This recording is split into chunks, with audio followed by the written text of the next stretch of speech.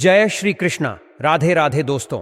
मनुष्य की बर्बादी के कई कारण हो सकते हैं, लेकिन कुछ मुख्य कारण ऐसे होते हैं जो हर किसी के जीवन को प्रभावित कर सकते हैं। यदि आप इन कारणों को पहले से जान लें तो आप अपने जीवन को बर्बाद होने से बचा सकते हैं। दोस्तों, एक अध्ययन के मुताबिक ऐसा माना जाता है कि बौद्ध कहानियां मनुष्य के जीवन में सकारात्मक परिवर्तन लाने का एक बहुत ही अच्छा और सरल उपाय है। बौद्ध कहानियों की मदद से लाखों लोगों ने अपने जीवन में बदलाव लाया है। आपने भी कई बौद्ध कहानियां जरूर सुनी होंगी और आपको भी यह जरूर महसूस हुआ होगा कि यह बात 100% सच है। तो चलिए एक प्रेरणादायक बौद्ध कहानी की मदद से मनुष्य की बर्बादी के 4 मुख्य कारणों को जानते हैं। उससे पहले एक छोटी सी विनती है कि इस वीडियो को अंत तक जरूर देखें, आपको अवश्य ही लाभ होगा। बहुत समय पहले की बात है। एक नगर में एक धनी व्यक्ति रहता था। उस व्यक्ति के पास सभी प्रकार की सुख सुविधाएं थीं, लेकिन उसकी कोई संतान नहीं थी। संतान न होने के कारण वह हमेशा चिंतित रहता था। फिर एक दिन उसे पता चला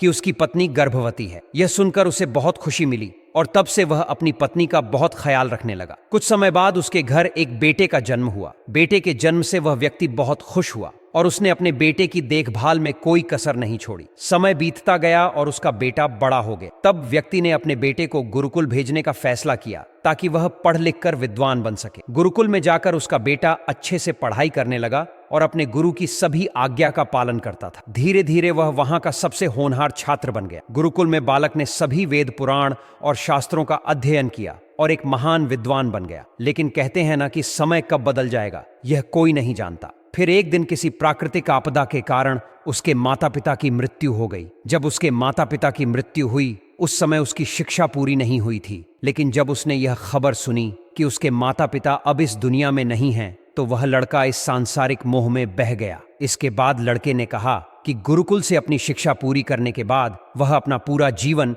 लोगों की भलाई में बिताएगा। जब उस लड़के की शिक्षा पूरी हुई तो वह एक साधु बन गया और सांसारिक चीजों से दूर हिमालय के जंगलों में चला गया। समय के साथ उसके सन्यासी होने की चर्चा चारों ओर फैल गई और दूर दूर से लोग उसकी शिक्षा लेने और अपनी समस्याओं का समाधान पाने के लिए आने लगे। वह समस्याओं का समाधान बड़ी आसानी से कर देता था, जिससे वह पूरे राज्य में प्रसिद्ध हो गया। परंतु जिस नगर में वह रहता था वहां एक क्रूर राजा भी रहता था। जब उस राजा को तपस्वी के बारे में पता चला तो उसने तपस्वी से मिलने का फैसला किया। अगली सुबह राजा तपस्वी से मिलने के लिए अपने महल से निकल गया और उसकी कुटिया की ओर गया। वहां पहुंचकर जब राजा ने उसे साधु के रूप में देखा तो वह उसे देखता ही रह गया। उसके चेहरे पर एक अलग ही तेज था। राजा ने साधु को प्रणाम किया और उसके पास बैठकर बातें करने लगा। पहली ही मुलाकात में राजा साधु के व्यक्तित्व से इतना प्रभावित हुआ कि उसी समय से उसने अच्छाई के रास्ते पर चलने का फैसला कर लिया। उसने सोचा,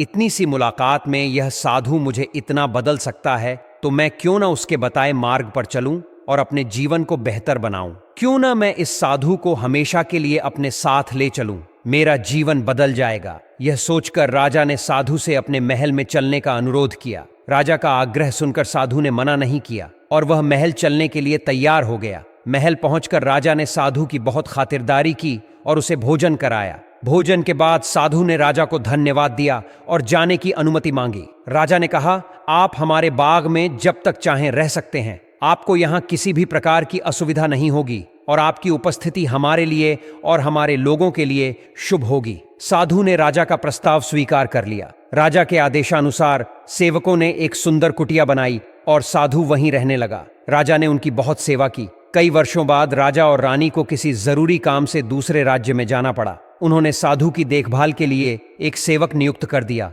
एक दिन सेवक की पत्नी बीमार हो गई और वह अपने गांव चला गया। वह कभी लौटकर नहीं आया। साधु को गुस्सा आया और उसने राजा को खूब खरी खोटी सुनाई। साधु ने राजा से कहा, जो जिम्मेदारी आप पूरी नहीं कर सकते वह क्यों लेते हैं। राजा ने साधु से माफी मांगी और कहा, मुझसे कोई गलती हो गई है, कृपया मुझे क्षमा करें और बताएं कि क्या हुआ। साधु ने कहा, तुम्हारे जाने के बाद मुझे यहाँ किसी ने भोजन नहीं दिया और मुझे कई दिनों तक कष्ट सहना पड़ा। मैं भूखा रहा और किसी ने मेरा हाल भी नहीं पूछा। राजा ने साधु से माफी मांगी और कहा, आज के बाद ऐसी गलती नहीं होगी। फिर मामला शांत हुआ। जब राजा और साधु के बीच बातचीत चल रही थी, रानी छुपकर उनकी बात सुन रही थी। कुछ दिनों बाद राजा को फिर से राज्य से बाहर जाना पड़ा। इस बार राजा ने रानी से कहा, जब तक मैं लौटकर न आऊं तुम स्वयं साधु की देखभाल करोगी। रानी ने कहा, हाँ महाराज, आप निश्चिंत होकर जाइए, मैं साधु महाराज की अच्छी देखभाल करूंगी। रानी प्रतिदिन भोजन बनाकर साधु महाराज के पास भेजती थी। एक दिन रानी स्नान करने चली गई और साधु को भोजन देना भूल गई। भोजन क्यों नहीं आया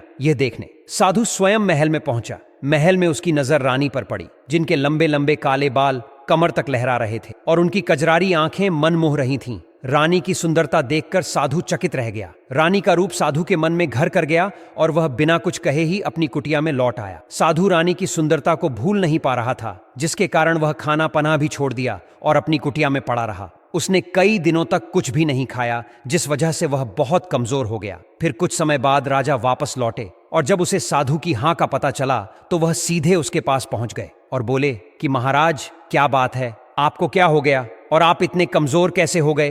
किस गहरी सोच में डूबे हुए हैं आप? क्या मुझसे कोई गलती हो गई है? तब साधु ने कहा, नहीं राजन, आपने कोई गलती नहीं की है। यह सुनकर राजा बोले, तो फिर क्या बात है, आप मुझे बताएं, मैं आपकी समस्या का समाधान अवश्य करूंगा। यह सुनकर साधु ने राजा से कहा कि आपकी रानी की अद्भुत सुंदरता को देखकर मैं उसकी सुंदरता पर मोहित हो गया हूं और अब मैं रानी के बिना नहीं रह सकता। यह सुनकर राजा हैरान हो गया और कुछ देर सोचने के बाद राजा ने उससे कहा, ठीक है, मैं आपको रानी दे दूंगा। यह सुनकर साधु बहुत प्रसन्न हुआ। फिर राजा साधु को लेकर महल चले गए और जब राजा और साधु महल पहुंचे तो उस दिन रानी ने अपने सबसे सुंदर वस्त्र और आभूषण पहनी हुई थी। फिर राजा रानी के पास गया और रानी से कहा कि इस साधु की मदद करनी चाहिए। वह बहुत कमजोर स्थिति में जा चुका है और मैं नहीं चाहता कि एक बुद्धिमान व्यक्ति की हत्या का कलंक मेरे सिर पर लगे। राजा की यह बात सुनकर रानी ने राजा से पूछा कि आखिर साधु के इस दुख का कारण क्या है। तो राजा ने रानी से कहा कि यह पागल आपकी अद्भुत सुंदरता के दीवाने हो गए हैं। राजा की यह बात सुनकर रानी ने कहा कि राजन, आप चिंता मत करिए, अब आप सब कुछ मेरे ऊपर छोड़ दीजिए। मुझे पता है कि मुझे अब क्या करना है। आपके ऊपर ना तो सन्यासी की हत्या का पाप लगेगा और ना ही उससे मेरे पवित्र धर्म का नाश होगा। रानी की यह बात सुनकर राजा ने रानी को साधु को सौंप दिया। उसके बाद साधु रानी को लेकर कुटिया पर पहुंचे। जब रानी साधु की कुटिया पर पहुंची तो रानी ने साधु से कहा कि हमें रहने के लिए घर चाहिए, हम इस झोपड़ी में नहीं रह सकते। यह सुनकर साधु राजा के पास गया और राजा से जाकर बोला कि हे राजन, हमें रहने के लिए घर चाहिए। साधु की बात सुनकर राजा ने उनके लिए घर का प्रबंध कर दिया। फिर साधु रानी को लेकर घर पहुंचा। जब रानी साधु के साथ उसके घर पर पहुंची तो रानी ने सन्यासी से कहा कि यह घर तो बहुत गंदा है और इसकी हालत बहुत खराब है, मैं इस घर में नहीं रह सकती। यह सुनकर सन्यासी फिर से राजा के पास गया और राजा के पास जाकर बोला कि हे राजन, जो आपने हमें घर दिया है उस घर की हालत बहुत खराब है।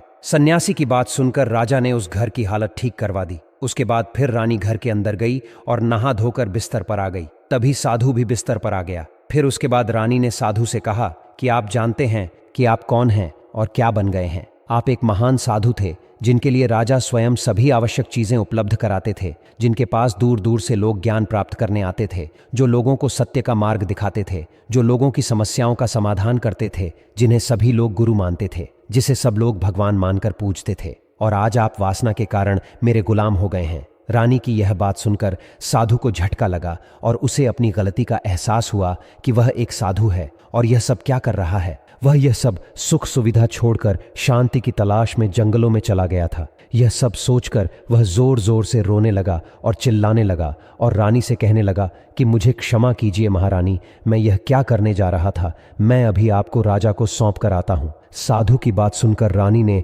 उनसे से प्रश्न किया कि साधु महाराज, मेरे मन में एक प्रश्न उठ रहा है, कृपया मेरे प्रश्न का उत्तर दीजिए। रानी की बात सुनकर साधु ने कहा कि पूछो, तुम्हारा क्या प्रश्न है। फिर रानी ने कहा कि जब आपको उस दिन भोजन नहीं मिला तो आप बहुत क्रोधित हो गए। तब मैंने आपके यह रूप पहली बार देखी थी और तभी से मैं आपके व्यवहार में परिवर्तन महसूस कर रही हूँ। ऐसा क्यों हुआ साधु महाराज, आखिर आपको इतना क्रोध क्यों आया। रानी की बात सुनकर साधु ने रानी को समझाया कि जब मैं जंगल में था तो मुझे समय पर भोजन भी नहीं मिलता था, लेकिन जब मैं महल में आया तो महल में आने के बाद मुझे सारी सुख सुविधाएं मिली और फिर मैं इन सभी सुख सुविधाओं के मोह में फंस गया और मुझ में इसके प्रति लगा उत्पन्न हो गई और फिर मुझ में इसको पाने का लालच उत्पन्न हो गया और जब मुझे यह नहीं मिला तो मेरे अंदर क्रोध उत्पन्न हुआ। फिर साधु ने कहा कि महारानी, सच तो यह है कि अगर इच्छा पूरी नहीं हो तो क्रोध उत्पन्न होता है और अगर इच्छा पूरी हो जाए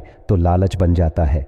फिर सन्यासी ने रानी से कहा यह इच्छा की पूर्ति ही मुझे वासना के द्वार तक लेकर आया है और मैं आपके प्रति आकर्षित हो गया। इसके बाद साधु रानी को लेकर राजा के पास गया और बोला कि राजन, मुझे क्षमा कर दीजिए, मुझे अपनी गलती का एहसास हो गया है। यह लो आपकी रानी, मुझे यह सब नहीं चाहिए। मैं अपनी इच्छा में वशीभूत होकर यह गलत कार्य करने जा रहा था और अपने जीवन को बर्बाद कर रहा था, लेकिन अब मुझे सब कुछ समझ आ गया है। उसके बाद उसने कहा कि हे राजन, मनुष्य की बर्बादी का कारण उसकी 4 आदतें होती हैं और दुनिया की हर एक व्यक्ति के अंदर यह 4 अवगुण होते हैं, लेकिन जो व्यक्ति इन पर नियंत्रण का लेता है वह दुख और परेशानियों से बच जाता है। वहीं जो व्यक्ति इन चारों दोषों पर नियंत्रण नहीं कर पाता है वह बर्बाद होने के कगार पर पहुंच जाता है। यह सुनकर राजा ने कहा कि महाराज, आप मुझे वह 4 आदतें बताइए जिससे कि मनुष्य की बर्बादी हो जाती है। फिर साधु ने राजा को मनुष्य को बर्बाद करने वाली आदतों के बारे में बताने लगा कि हे राजन, मनुष्य को बर्बाद करने वाली पहली आदत है इच्छा, क्योंकि इच्छा ही दुनिया की हर एक व्यक्ति के अंदर सबसे पहला अवगुण होता है। और जो व्यक्ति अपनी इच्छाओं को नियंत्रण में नहीं रख पाता है वह जीवन में किसी भी क्षेत्र में सफल नहीं हो पाता है, क्योंकि जैसे ही उसकी एक इच्छा पूरी होती है वैसे ही वह दूसरी इच्छा की ओर बढ़ने लगता है, और दूसरी पूरी होती है तो तीसरी इच्छा उसके मन में जागृत हो जाती है, और फिर ऐसे करते करते इच्छाओं पर नियंत्रण न होने के कारण मनुष्य इसी जाल में उलझा रहता है और दुखी रहता है। इसीलिए राजन, जब हम इच्छाओं पर नियंत्रण पा लेते हैं तो हम हमारे मन पर भी नियंत्रण पा लेते हैं, और जब हमारा मन हमारे बस में होता है तो हमें सुख की प्राप्ति होती है। फिर जो हम चाहते हैं वही हमारे साथ होता है। फिर साधु कहता है कि हे राजन, मनुष्य को बर्बाद करने वाली दूसरी आदत है वासना। वासना का जन्म हमारे मन में उठने वाली इच्छाओं से होता है। जिस प्रकार इच्छा का कोई अंत नहीं होता, उसी प्रकार वासना भी एक जाल है जिसमें मनुष्य फंसता ही चला जाता है। वासना के वो होकर मनुष्यों को कुछ भी नजर नहीं आता है। आज तक जितनी भी लड़ाइयां हुई हैं उनका सबसे बड़ा कारण स्त्री को पाने की इच्छा ही रही है। स्त्री के प्रेम में वशीभूत होकर राजा महाराजाओं ने आज से पहले बहुत सारे युद्ध किए हैं। रावण भी संसार का सबसे बुद्धिमान व्यक्ति था,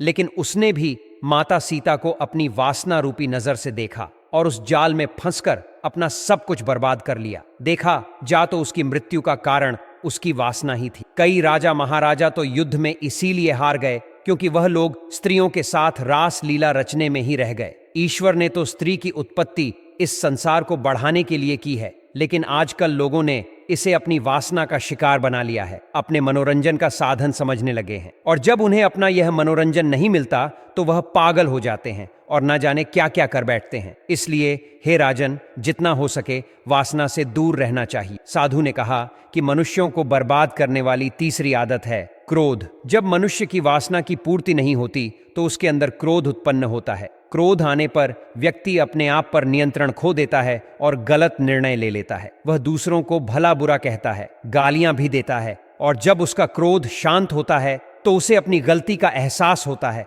लेकिन तब तक बहुत कुछ बर्बाद हो चुका होता है। क्रोध के कारण मनुष्य के कई बने बनाए काम बिगड़ जाते हैं। जब मनुष्य के भीतर क्रोध उत्पन्न होता है तो वह अंदर से कमजोर हो जाता है, और एक कमजोर मनुष्य कुछ भी हासिल नहीं कर सकता, उसे कभी सफलता नहीं मिल सकती। क्रोध हमारे भीतर तनाव को उत्पन्न करता है, और एक बार हम तनाव में चले गए तो हमारा पूरा जीवन बर्बाद हो जाता है। फिर साधु ने कहा कि मनुष्य को बर्बाद करने वाली चौथी आदत है लालच। हे राजन, लालच का फल सदैव बुरा होता है। लालच में पड़कर हम बहुत से लोगों का बुरा कर देते हैं। हर मनुष्य के जीवन में कभी ना कभी ऐसे मौके आते हैं जब वह लालच करता है और अधिक पाने की लालसा में कुछ ऐसा कर बैठता है जिससे जो उसके पास था वह भी गंवा देता है। जैसे ही व्यक्ति की एक इच्छा पूरी होती है उसका लालच बढ़ जाता है और उसके मन में और कई इच्छाएं जन्म लेने लगती हैं। जो व्यक्ति लालच करता है वह कामयाबी से कोसों दूर रहता है, क्योंकि एक ना एक दिन लालच का दुश्मन सामने आता ही है। अगर हम समय रहते लालच को त्याग दें और उसकी जाल में ना फंसे तो हम एक सफल व्यक्ति अवश्य बन सकते हैं। अंत में साधु ने राजा से कहा कि यदि मनुष्य इन चारों आदतों को छोड़ देता है तो उसे जीवन में सफल होने से कोई नहीं रोक सकता। जो इन आदतों को नहीं छोड़ता उसे जीवन में बर्बाद होने से कोई नहीं बचा सकता। मैं एक सन्यासी होकर भी इसकी जाल में फंस गया था तो सामान्य मनुष्य इससे बच नहीं सकता। इसलिए हे राजन, मनुष्यों को इन 4 आदतों से हमेशा बचकर रहना चाहिए। जो भी व्यक्ति इन चारों आदतों पर विजय प्राप्त करता है वह अपने जीवन के हर क्षेत्र में विजय प्राप्त करता है। दोस्तों, आज की यह प्रेरणादायक कहानी आपको कैसी लगी हमें कमेंट करके जरूर बताएं। अगर हमसे कोई भूल भी हुई हो तो वह भी कमेंट में जरूर लिखें। यदि वीडियो पसंद आया हो तो इस वीडियो को एक लाइक